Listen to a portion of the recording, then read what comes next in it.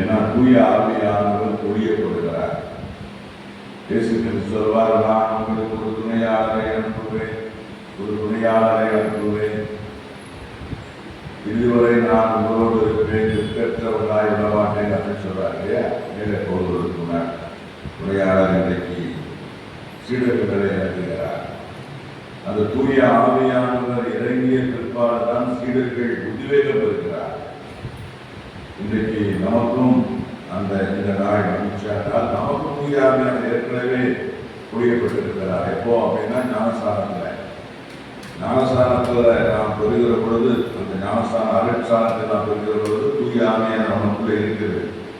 நீங்கள் நினைக்கூடாது, ஐயோ ஆவியான நமக்கு வரலையோ அப்படின்னா நமக்குள்ள இருக்கிற நாம் தான் அதை கண்டுபிடில வளர்ந்து கொடுக்கிறோம்.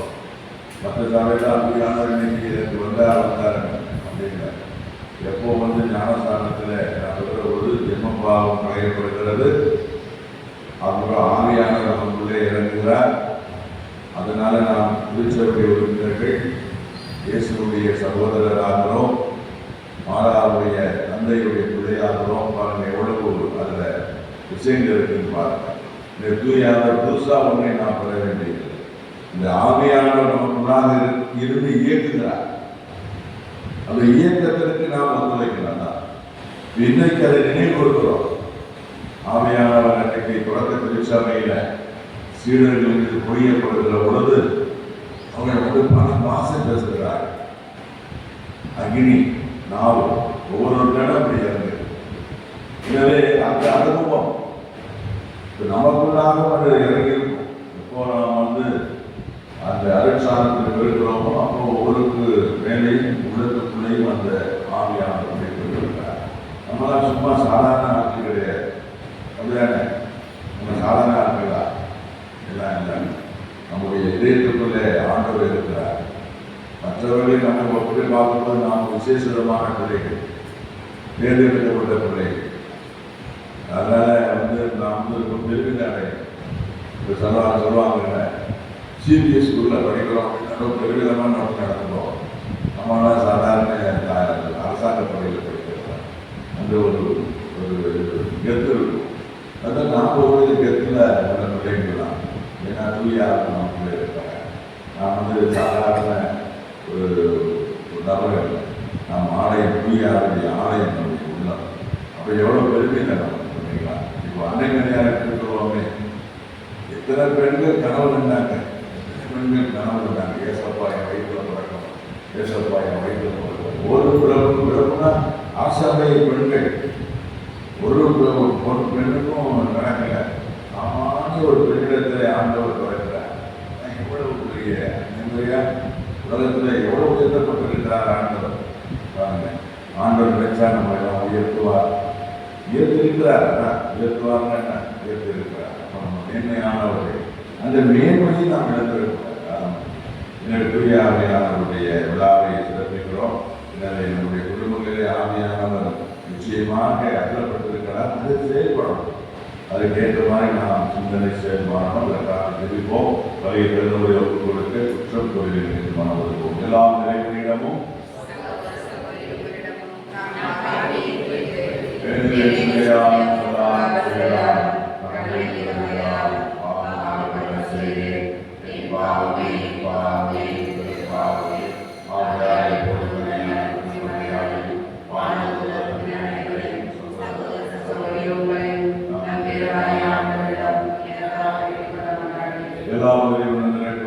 பாவங்களை மன்னித்து நிறைவாக கழித்து செல்வாராக.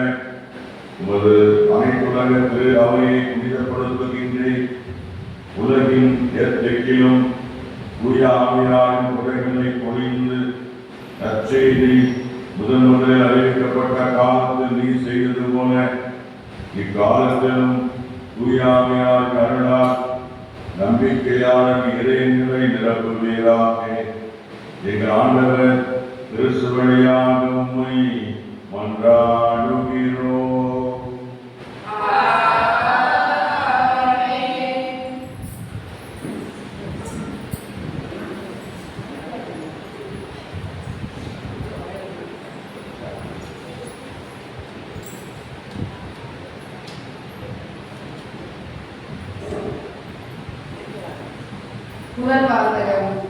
தூய ஆவியின் தூண்டுதலால் அவர்கள் ஒவ்வொருவரும் பேசத் தொடங்கினார்கள். திருத்தூதர் பணிகள் நூலிலிருந்து வாசகம். அதிகாரம் 2, இறைவசனங்கள் 1 முதல் 11 முடிய.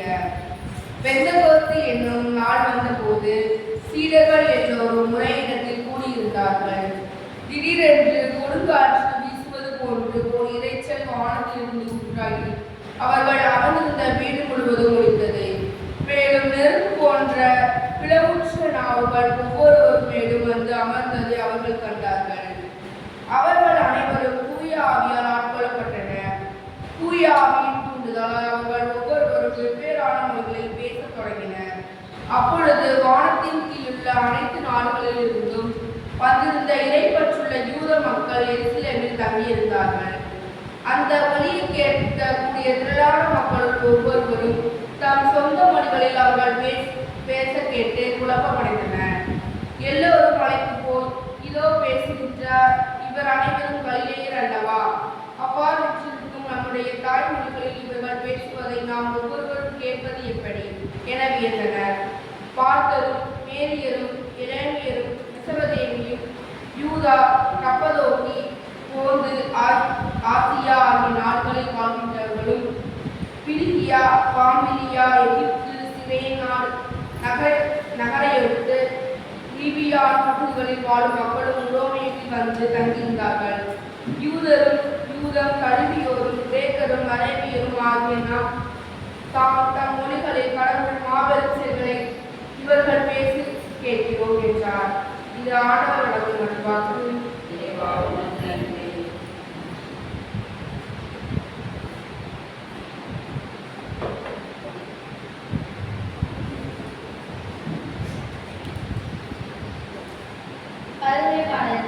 திருப்பாடல் 104. ஆண்டவரே, உம் ஆவியை அனுப்பி மன்னகத்தின் முகத்தை புதுப்பிக்கின்றீர். ஆண்டவரே, உம் ஆவியை அனுப்பி மன்னகத்தின் முகத்தை புதுப்பிக்கின்றீர்.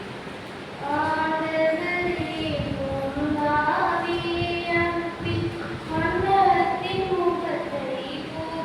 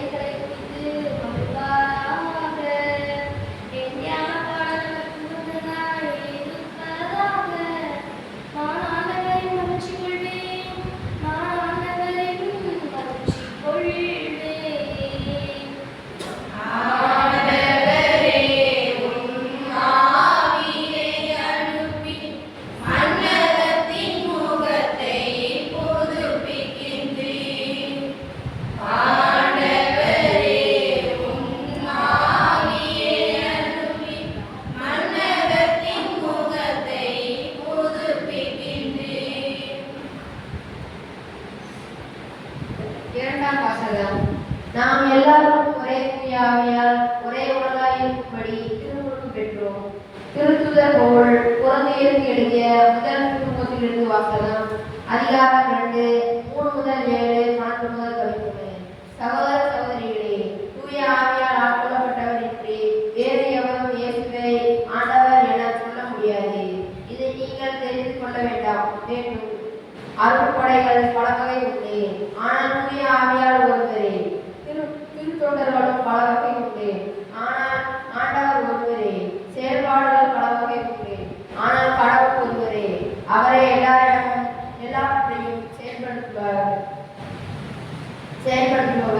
பொது நன்மைக்காகவோ தூய ஆவியாரின் செயல்பாடுகள் ஒவ்வொன்றிலும் வெளிப்படுத்துகிறது.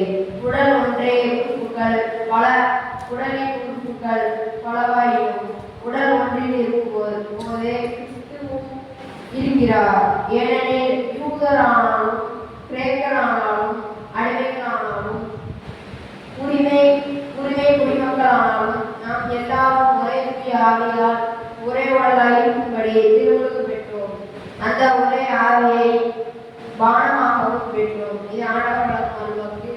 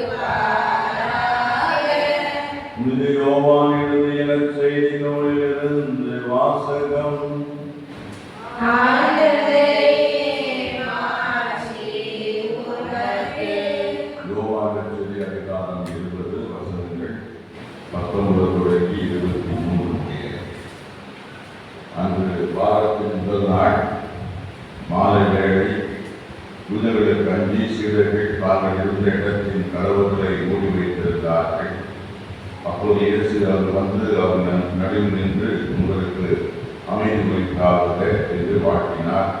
இவ்வாறு சொல்லியது அவரது கைகளையும் காலையும் அவர்கள் காட்டினார். ஆண்டவரை கண்டதால் சீடர்கள் மகிழ்ச்சி கொண்டார்கள். இயேசு மீது அவரை நோக்கி உங்களுக்கு அமைதி வைக்காத தந்தை என்னை அழைத்திருப்பத நானும் உங்களை அனுப்புகிறேன் என்றார். இதை சொன்னபின் அவர் அவர்கள் ஊதி தூய ஆவியை பெற்றுக் கொள்ளுங்கள். எவருடைய பாவங்களை நீங்கள் மன்னிக்கிறீர்களோ அவை மன்னிக்கப்படும், எவருடைய பாவங்களை மன்னியாதிருக்கிறீர்களோ அவை மன்னிக்கப்படாது என்றார். ஆண்டவரின் அருள்வாக்கு.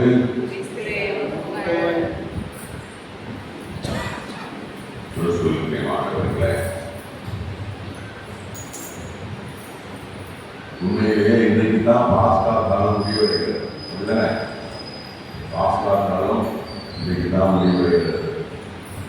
பல நேரங்களில் பிள்ளைகளுக்கு முடிஞ்ச உடனே பாஸ்கா காலம் முடிகிறது. அதோட பாஸ்கா பெரிய சுருக்குள்ள வச்சுருக்காங்க. ஆனால் இன்றைக்கு தான் பாஸ்கா காலம் முடிவடைகிறது. இது பிறகுதான் ஒரு காலம். இன்றைக்கு தூய ஆவியானவருடைய அந்த விழா. தூய ஆவியானவர் சீடர்களை அருளால் நிரப்பிய விழா என்று சொல்லணும். அப்போ கிமுன்ற மாதிரி தூய ஆவியான விழாவுக்கு முந்தின வச்சுக்கலாம். தூய ஆவியானவரை பெறுவதற்கு முன்பாக சீடர்களை நிலை எப்படி இருந்தது? தூய ஆவியானவரை பெற்றுக் கொண்ட பிறகு சீடருடைய செயல் எப்படி இருந்தது? அப்போ தூய ஆவியானவர் எந்த அளவுக்கு ஆற்றல் படைத்தவர் என்று காணலாம். அப்போ தூய ஆவியானவருக்கு முன்பாக ஒவ்வொருவருக்குள்ளாவும் ஒரு பயம், ஒரு அச்சம். அவர் வந்த பிறகு சீடரிடத்தில் பெரிய மாற்றத்தை பார்ப்போம். முடிவு. இப்போ சில நேரங்களில் நம்ம கிராமங்களை பார்க்கணும். ஒரு இருக்கான்னு வச்சுக்கோங்க, எல்லாருமே அவனை கரைச்சி கொண்டுகிட்டே இருக்கோம், ஏதாவது குற்றஞ்சாட்டி கொண்டே இருக்கிறோம், அவனை அனுப்பி கொண்டு இருக்கிறோம். அப்போ ஒரு நேரத்தில் ஒரு காலத்தில் ஒரு குறிப்பிட்ட சமயத்தில் அவன் புரிஞ்சிடும். என்ன செஞ்சிருவீங்க, என்ன செய்ய முடியும்? நாங்கள் ஒரு அடிக்கடி சொல்கிறோம். அதாவது சமூக அமைப்பு, அதிகாரம், பணம் படைக்கிறவர்கள் ஒரு எளியவனை மிகவும் சோதித்தார்கள் என்று சொன்னால் ஒரு நேரம் வரும்போது அவன் புரிந்து விடுகிறார். இப்போ நான் கூட சொல்லியிருக்கேன், தீவிரவாதம் எப்படி வளர்க்கிறது. அப்போ ஒரு சமூகத்தில் சுற்றி இருக்கிறவர்கள்லாம் அவர்கள் அங்கே இருக்கிற ஒரு ஆண்கள் பெண்களை எக்ஸ்பிளாய்ட் பண்ணுறோம், அதை அறிவுப்படுத்துறாங்கன்னா ஆண்கள் கொஞ்சம் ஓனம் போடுறாங்க அப்படி எதிர்த்து விடுறாங்க. அந்த எதிர்ப்புறப்பட இருக்கிற வேகம், உத்வேகம், ஆற்றல் அதற்குரிய இடத்தில் பிடிக்கும். அதை ஏன் இதை உதாரணத்துக்கு சொல்றேன்னா, முன்னாடி குறைக்கணும் இயேசுடைய ஆவியை, புதிய ஆவியை முடக்கம் இருக்கிறது, பயம் இருக்கிறது, அச்சம் இருக்கிறது, உயிர் இருக்கிற மாதிரி ஐயோ உயிர் போயிட்டாங்க சார். அதுக்கு பிறகு ஆவியானவர் பெற்ற வார்த்தை தெளிவாக வந்தது. நாங்கள் கண்டதையும் கேட்டதையும் அறிவித்தோம், அறிவிக்கவில்லையெல்லாம் என்னைக்கு தான் கேட்டுக்கிறார். எவ்வளவு அச்சுறுத்தல், அது பேருவாக இருந்தாலும் சரி, யோகானாக இருந்தாலும் சரி, அல்லது பவுல் பணிகளாக இருந்தாலும் சரி, அவ்வளவு யாரு இந்த பணியை செய்தாலும் அவங்களுடைய கட்டம் பண்ணுறது. இயேசு பற்றி பேசக்கூடாது, இயேசு விளையாட்டு பற்றி பேசுகிறோம், ஒன்றுட்டாங்க அப்படின் சேவானை முடியப்படுகிறார்கள். இப்படி யூதர்களில் அவங்களுடைய அந்த அத்துழியம், அநாச்சரியம், அந்த விரட்டல், உருட்டல் எதுக்குமே விளக்கப்படுது. சின்னப்ப அழகாக சொல்வார், எத்தனை முறை சிறைச்சாலையை நான் வாங்கியிருக்கிறேன், வழங்கியிருக்கிறேன், எத்தனை முறை நான் பசியாக இருந்திருக்கிறேன், பசியாக வாங்கியிருக்கிறேன், சாட்டை அடித்திருக்கிறேன், அல்லாத கொள்ள முயற்சி பண்ணினார்கள், கப்பல் பயணத்தில் நான் மூழ்கடிக்கப்பட்டிருக்கிறேன், இழந்திருக்கிறேன். ஐயோ அதெல்லாம் நம்ம வாசிக்கிற பொழுது என்ன இதெல்லாம் எங்கிருந்து வந்தது, எங்கிருந்து வந்ததுன்னா இதெல்லாம் நான் ஆச்சரியப்படுவான ஒரு பிள்ளைகள் இருக்கிற பேர் சில மனப்பாட பகுதியில் மனப்பாடம் பண்ணி அந்த ஸ்டேஜில் ஒப்பிக்கிற பொழுது நம்ம இவங்க இல்லப்பா அனுபவி பிள்ளைகள் இப்படி நானும் என்ன திறமை அப்படின்ட்டு ஆச்சரியப்படுறோம். அதனால இவர்களுடைய இவர்களுடைய அந்த இறை வார்த்தையை அறிவிக்கிற அந்த முறையை பார்த்து யூத மக்கள், யூத அந்த இனங்கள் இருந்த மூப்பர்கள் எல்லாம் அறிந்து போயிடலாம். இவங்கதான் கண்ட்ரோல் பண்ணாலும் முடியாது. இதுதான் தூய ஆவியானுடைய செயல். அப்ப நான் தொடர்ந்து சொன்னது கூட தூய ஆவியானவர் நமக்குள்ள இருந்து அளப்பரிய ஆற்றல் செய்து கொண்டிருக்கிறார். ஆனால் நாம் தான் சில நேரங்களில் உலகம் சார்ந்த ஒரு நிலையில நாம் செயல்பட்டு கொண்டிருக்கிறோம். அது அப்படியே சும்மா வீட்டில் சில நேரங்களில் கடற்கார வருவான் இல்லையா, வீட்டில் கடற்கார வர பொழுது மனைவி சொல்லுவா, அவன் இல்லை அப்புறம் வாங்க பக்கத்தில் இல்லை, எங்கள் அம்மா போய் சொல்றது வாய் போட்டிருவான், அம்மா தெரியுதா வாய்ப்பு அவர்கள் சொல்லாமல் இருக்க முடியாது. தூயாவே நமக்குள்ள இருந்து ஒன்று சொல்லிட்டே என்ன சொல்லுவோம், நீ என்ன இப்படி யோசிக்கிற, நீ என்ன தூய வாழ்க்கை நடத்துற, நீ தப்பு பண்ணுற, நம்ம என்ன சொல்கிறோம், அம்மா சின்ன பிள்ளைய வாய்ப்பு அம்மா இதே சும்மா இதே போல் சொல்லிக்கிட்டே இருக்க. அது மாதிரி இதே இருக்கிற ஆவியானுடைய தூண்களை நாம் அடக்கி கொடுக்கிறோம். அதனால அவன் என்ன செய்யறான், உலகம் சார்ந்த சிந்தனையை தான் மனிதர்கள் கொண்டிருக்கிறான். ஆனால் நம்மளே நிறைய பேர் இருக்கிறோம் நல்லவர்கள், தூய ஆவியானுடைய சொல்லிக் கொடுக்கிறவர்கள். நான் உலகம் சார்ந்த சிந்தனை நம்ம அதை அமைக்க விடுகிறது. எப்படி திரி எறிகிற பொழுது அது தூண்டுகிற பொழுது தூண்ட விடாமல் நம்ம செய்து அந்த திரி அணைத்து விடுகிறதால நாம் தூய ஆவியானுடைய தூண்டுதலை சின்ன பிள்ளை உண்மையை சொல்லும். அந்த சின்ன பிள்ளை சொல்றத தாயும் தந்தையும் வாய் அடைக்க நாம் இதை அடைக்கி விடுகிறோம். இதனால தான் பல நேரத்தில் நாம் தவறுக்கு உள்ளாக பாவ கரைகள். தூய ஆவியாக நிறைய இருக்கு. என்னென்ன இருக்குது, கனிகள் இருக்கிறது, வரங்கள் இருக்கிறது, முறைகள் இருக்கிறது. தெரியுமா, தூய ஆவியானுடைய கனிகள், வரங்கள், முறைகள் தெரியுமா? புதுசா இருக்கா? புதுசா நம்ம வீட்டுக்கு இருக்கிற அதை என்னென்னு பார்க்கணும். அதாவது என்னென்ன வரங்கள், என்னென்ன கனிகள், என்னென்ன முறை, இது நமக்கு தெரியல. நம்மகிட்ட இவ்வளவு இருக்கா, இவ்வளவு கனிகள் இருக்கா, இவ்வளவு வரங்கள் இருக்கா, இவ்வளவு குறைகள் இருக்கா, இதெல்லாம் நம்ம வந்து பயன்படுத்தலையோ, இது நமக்குள்ள தேடுதலோ அல்லது தேடுவோம் எங்களா இருக்குது பாருங்க. அதாவது அன்பு என்னும் கனியை பொழிந்து, அன்பு கனியில பல வகை, அன்பு என்ற கனியை நமக்கு பொழிகிறார். அப்படி பொழிகிறதுனால என்ன ஆகுது? வெறுப்பு, சீற்றம், புரணி பேசுதல் முதலிய தீய ஆவியின் செயல்பாடுகளை அது நீக்குகிறது. முதல் கனி இருக்கா நம்மகிட்ட? எத்தனை பேர் இந்த அன்பு என்ற கனியை நாம் சுவைக்கிறோம்? இந்த அன்பு என்ற கனியை நமக்குள்ள தூய ஆவியார் கொடுத்திருக்கிறார். அப்படின்னு நம்ம என்ன செய்யணும்? அது இருந்தால் வெறுப்பு இருக்கக்கூடாது, சீற்றம் இருக்காது, புரணி பேசுவதற்காது. அப்போ அன்பு என்ற கனியை நமக்கு இருக்குது, நாம் கண்டு கொள்ளவில்லை. அடுத்த ஒரு கனி மகிழ்ச்சி. மகிழ்ச்சி என்ற கனியை நமக்கு கொடுத்திருக்கிறார். அது நமக்கு இருக்கிற சோகம், ஏமாற்றம் முதலியவற்றை நீக்குகிறது. அப்போ இரண்டாவது கனி மகிழ்ச்சி. மூன்றாவது கனி என்பது அமைதி. அமைதி என்ற கனியும் அருளப்பட்டிருக்கிறது. அது வன்முறை சிந்தனைகள், தீய எண்ணங்கள், குழப்பம், பதைவதை முதலியவற்றை நீக்குகிறார். என்னடா பாதத்துக்கு முன்னா சொல்றாரு, உங்களுக்கு இருக்கு, இப்படி ஒரு நாளும் என்னுடைய பணியை செய்யலையான்னு நினைக்கூடாது.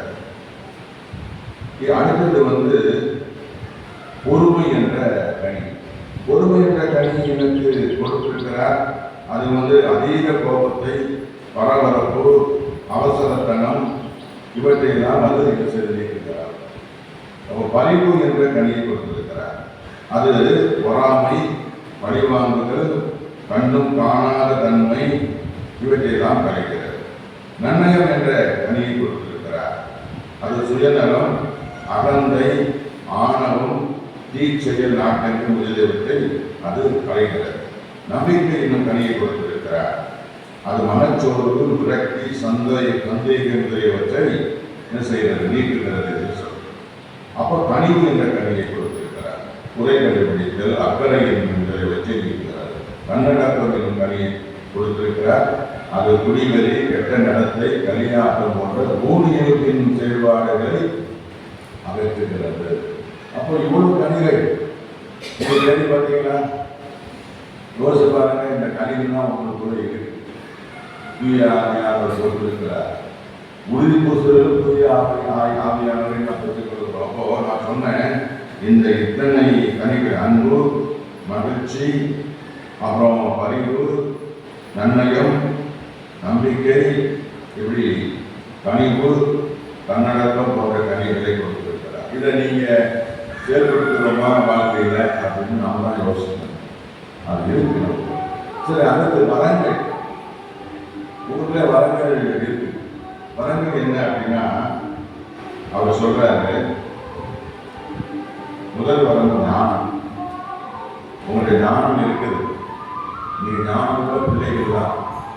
யாரும் ஞானம் இல்லாத பிள்ளைகள் கிடையாது. அப்புறம் மெய் உணர்வு. மெய் உணர்வுனா புரிதல் நுட்பம். அதுக்கு பிறகு அறிவுத்திறன், அது பிறகு ஆற்றல், அது பிறகு நுண்மதி, அது பிறகு பக்தி, அப்புறம் தெய்வ பயம். இவ்வளவு வரங்கள் நமக்குள்ளே ஆண்டவர் தூயாதியாக எனக்கு எங்கே அறிவு இருக்கிறது, எனக்கு எங்கே உங்களுக்கு ஞானம் இருக்கிறது, மெய்யுணர்வு இருக்கிறது, பக்தி இருக்கிறது, தெய்வ பயம் இருக்கிறது. இதெல்லாம் உங்களுக்கு இருக்கு. தெய்வ பயம் இருக்கு. அதை நம்ம என்ன செய்யறது? தூசி தட்டுறதில்லை. வெட்டியை தூக்கி உள்ள மேலே கடலில் போட்டுறது, அது தட்டி தூசி தட்டணும். நம்ம உள்ள இருக்கிற பெரிய நிறைய பொக்கிஷங்கள் தான் மனசுக்குள்ள இருக்கு. இது வரங்கள். அப்புறம் அடுத்தது கனிகள் பார்த்தாச்சு, வரங்கள் பார்த்தாச்சு. இந்த குடைகள், குடைகளுக்கும் நிறைய நமக்குள்ள ஆண்டவர் அதுக்கு நிறைய உதாரணம் 1 Corinthians 2ஆம் அதிகாரத்தில் வாசிக்கிறோம். ஒவ்வொரு தகுதிக்கேற்ப ஆண்டவர் நமக்கு குடைத்திருக்கிறார். அதாவது ஞானம் நிறைந்த சொல்படம், அறிவு நிறைந்த சொல்படம், நம்பிக்கை, குணமளிக்கும் வல்லமை, வல்ல செயல் செய்யும் ஆற்றல், இறைவாக்கு உழைக்கும் ஆற்றல், ஆவிக்குரியவற்றை பகுத்தறியும் ஆற்றல், பாவ பரவச பேச்சு, பேசும் ஆற்றல், அப்பேச்சை விளக்கும் ஆற்றல், அப்படி 9 கொடைகளை ஆற்றல் கொடுக்கிறார். அப்போ தூய ஆவியானவருடைய ஆற்றலை பெற்ற பிற்பாடு சீடுகள் சும்மா இருக்க முடியுமா? யோசிச்சு பாருங்க. எத்தனை கனிகள், எத்தனை மரங்கள், எத்தனை கொடைகள் இவ்வளவு நமக்கும் இருக்கிறது. அப்போ நாம் சாதாரண மனிதர்கள் இல்லை, சாதாரண இல்லை, நாம் விசேஷமாக தேர்ந்தெடுக்கப்பட்டவர். அன்னமரியாருடைய ஃபீலிங், அந்த அனுபவம் நமக்கு இருக்கணும். தான் நிலையில் இருந்த என்னை உயர்த்தினார் என்று அந்த அம்மா பாடல்களை பாடம். நம்மெல்லாம் மேன்மையானவர்கள், பரிசுத்தமானவர்கள், மாற்றிக்குரியவர்கள் என்று சொல்லிட்டே போகலாம். அதையெல்லாம் நாம் தக்க வைத்துக் கொள்ளணும் அப்படின்னா நாம் என்ன செய்யணும்? ஆவியானவர் சொல்றதை நம்ம கேட்கணும். சரி, ஒரு பாடம் பாடுவோமா? இந்த ஓ பரிசுத்த ஆவி சொல்லுவாங்க, அது நல்ல பக்கம் வந்து ஓ பரிசுத்த ஆவியே என் ஆன்மாவின் ஆன்மாவே உம்மை ஆராதனை செய்கிறேன். இறைவா ஆராதனை செய்கிறேன்.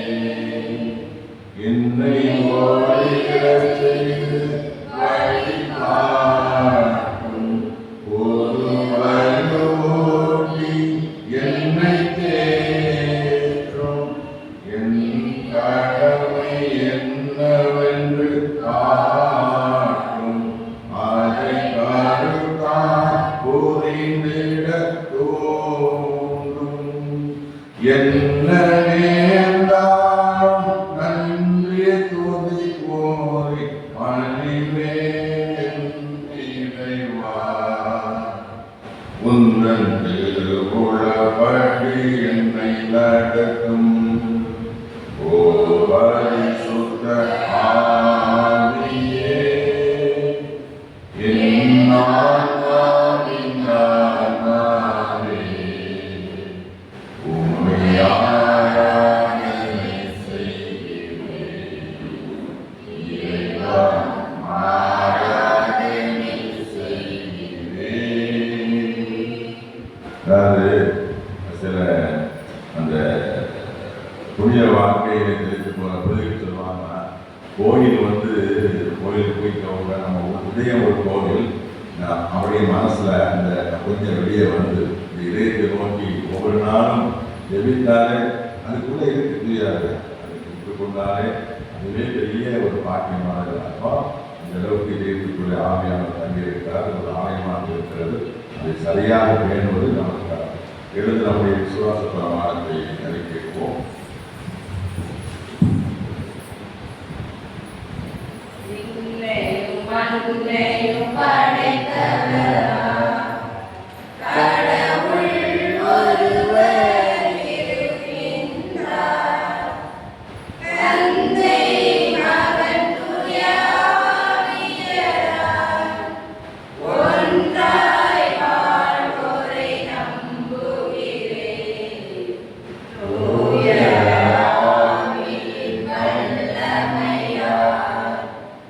இறை மகன் நமக்கு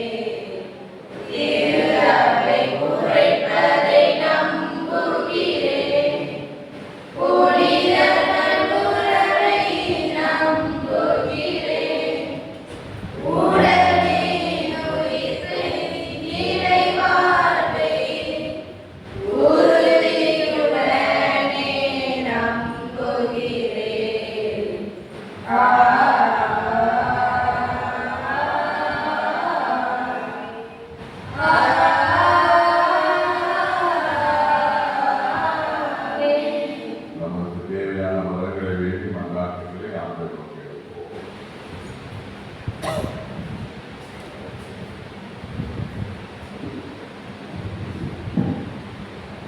எங்கள் குடும்பங்களில் ஆரோக்கியமே மகிழ்ந்து வீட்டிற்கும் கணவன் மனைவி பெற்றோர் பிள்ளைகள் இடையே அன்பு ஒற்றுமை புரிதலும் பெருகி எங்கள் இல்லங்கள் இல்லற இல்லங்களாக மாற வேண்டும் என்று எல்லாம்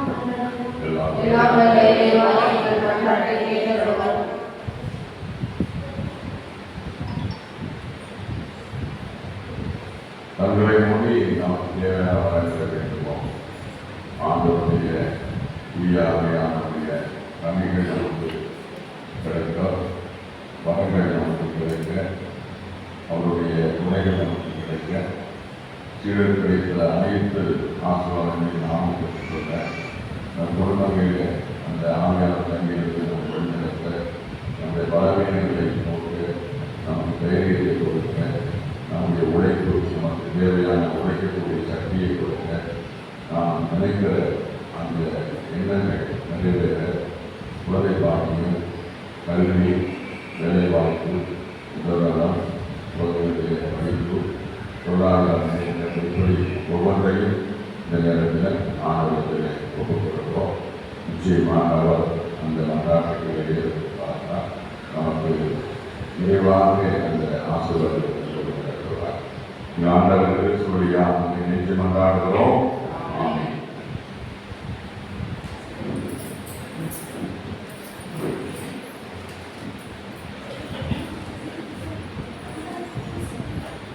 எல்லாம் தொடர்ந்தோம் திருவடி வைத்தோம் ஏற்றிடுவாய் இறைவா, பலியாய் மாற்றிடுவாய் தலைவா. எல்லாம் தொடர்ந்தோம் திருவடி வைத்தோம் ஏற்றிடுவாய் இறைவா, பலியாய் மாற்றிடுவாய் தலைவா. அன்பும் அருளும் அன்பும் பாசம் எல்லாம் நீ தந்தது. அன்பும் அருளும் அன்பும் பாசம் எல்லாம் நீ தந்தது. வாழ்வும் வளமும் வளர்ச்சியும் தளர்ச்சியும் மகிழ்வுடன் நீ தந்தது. வாழ்வும் வளமும் வளர்ச்சியும் தளர்ச்சியும் மகிழ்வுடன் நீ தந்தது. எல்லாம் கொணர்ந்தோம் திருவடி வைத்தோம் ஏற்றிடுவாய் இறைவா, பலியாய் மாற்றிடுவாய் தலைவா. சகோதரரை என்னுடைய மாலை பலியில் ஆவதற்கு ஆண்டு கேட்டதாக மன்றாடுங்கள். ஆண்டவரே, புகழ்ச்சிக்காகவும் ஆட்சிக்காகவும் நமது நன்மைக்காகவும் பரிசுத்தத்திற்கு அனைத்து நன்மைக்காகவும் கொலைகளை ஏற்றுக்கொள்வாராக. ஆண்டவரை திருமுறையின் வாக்குறுதிக்கு ஏற்ற தூயாமையார் பலியின் மனைவிகளை எங்களுக்கு மிக தெளிவாக வெளிப்படுத்தும் இருக்கிறோம்.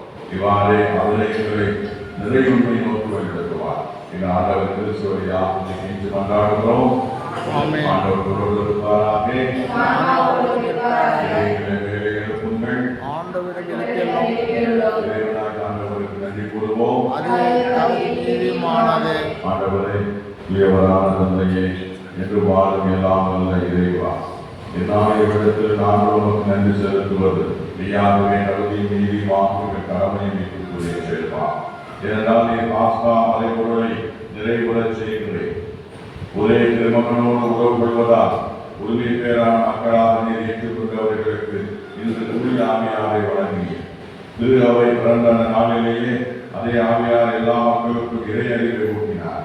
பல்வேறு மொழி பேசும் மக்களை ஒன்று சேர்த்து ஒரே நம்பிக்கையை அவரை அறிக்கையிடச் செய்தார். ஆகவே பாஸ்கா மகிழ்ச்சி கொண்டு அனைத்துலக மனிதர் அனைவரும் அக்களிக்கின்றனர். அவ்வாறே ஆற்றல் மிக்கோரும் அதிகாரம் கொண்ட தூதர்களும் ஆட்சியை புகழ்ந்து பாடி முடிவென்று சொல்வதாவது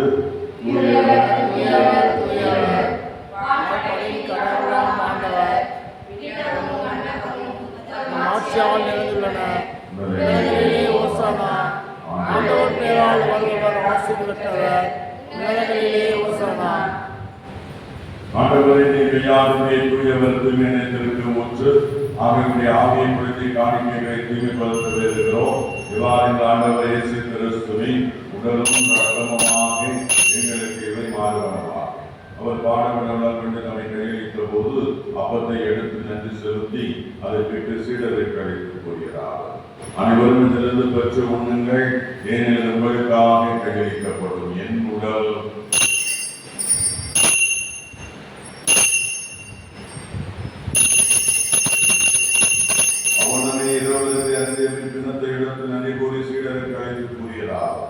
அனைவரும் இதிலிருந்து பெற்று பருகுங்கள், ஏனெனில் புதிய நிலையான உடன்படிக்கைக்குரிய என் ரத்தத்தின் கிண்ணம். இது பாவ மன்னிப்புக்கென்று உங்களுக்காகவும் பலருக்காகவும் சிந்தப்படும். இதை நினைவாக செய்யுங்கள்.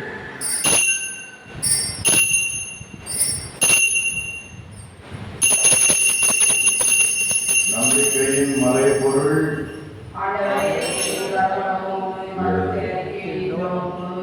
எடுத்துரைக்கின்றோம். ஆகவே ஆண்டவரை நாங்கள் கிறிஸ்துவின் இறப்பினையும் மீட்பினையும் நினைகூர்ந்து வாழ்தல் மொத்தத்தை மீட்பளித்து பின்னத்தை ஒப்புக்கொடுக்கிறோம். திருமணத்தை ஊழிய தகுந்தவர் எங்களை ஏற்றுக்கொண்டேன். எனவே நன்றி கூறுகிறோம்.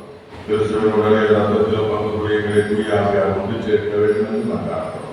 ஆண்டவரை உலகிற்கு வரவேற்பு திரு அவை நினைகூர்ந்தாலும் திருத்தந்தை 14ஆம் அதிகம் எங்கள் ஆய்வுகள் மறைமாவட்ட பரிபாளர் ரத்தத்தை மற்றராக எல்லா திருநிலையினர் ஆகியோரும் திரு அவை அன்பில் நடைபெறச் செய்தார்.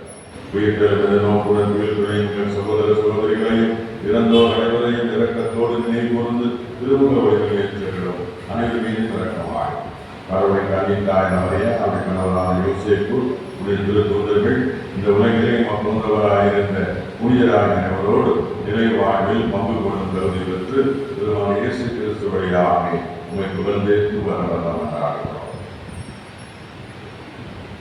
இவர் வழியாக எல்லாம் தூயாவியாரின் ஒன்றைக்கு எல்லா புகழும் ஆட்சியும் என்றென்று வருகிறதே. ஆண்டவர் இயேசு கற்றுக் கொடுத்த ஜெபத்தை செல்வோம். போற்றப்படுக, ஆட்சி வருக, திருவுள்ளம் இன்னுடைய நிறைவேறுவது போல அன்னுலையில் நிறைவேறுக.